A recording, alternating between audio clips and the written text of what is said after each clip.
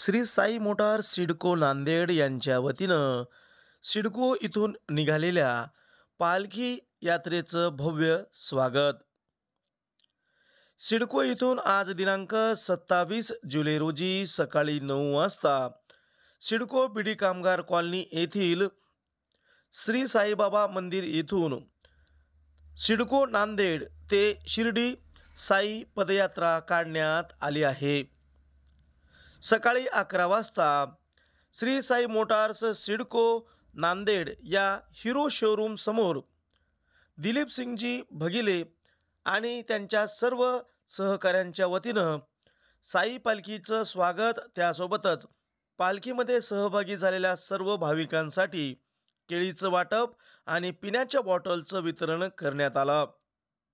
या प्रसंगी शिवसेना उद्धव बाळासाहेब ठाकरे पक्षाचे जिल्हाध्यक्ष भुजंग पाटील, एंकोबाजी येडे, संयोजक दिलीप सिंहजी भगिले ठाकूर, ब्रिजलाल उगवे, धनराज सिंहजी भगिले, जितू सिंग टाक, नंदू वैद्य, पद्माकर सावंत, साहेबराव मामिलवाड, निवृत्ती जिंकलवाड, माधव सिंह ठाकूर, गौरव दरबसवार यांची यावेळी प्रमुख उपस्थिती होती.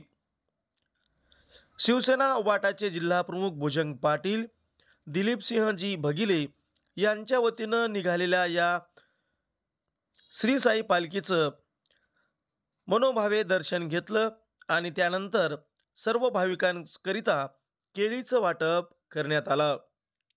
श्री साई मोटार सिडको नांदेड येथील श्री साई मोटार्सचे मालक दिलीप सिंहजी भगिले, धनराज सिंहजी भगिले यांच्यासोबत श्री साई मोटार्स येथील आदेसिंग कछवा, अमित सिंह ठाकूर, प्रेम सिंह ठाकूर, धनंजय जोशी, गजानन देशमुख, प्रवीण शिंदे, आकाश आंबटवार, संजय मुळे, रोहित सोरटे, भीमराव कदम, श्रीकांत येवले, आकाश येवले, सतीश कोंपलवार, ज्ञानेश्वर लांडगे, दामू महाराज, अरुण कवडे, दत्ता दावशेटवार, रितेश लांडगे सह आदी कर्मचारी बांधवांनी हा कार्यक्रम यशस्वीतेसाठी मोलाचे परिश्रम घेतले.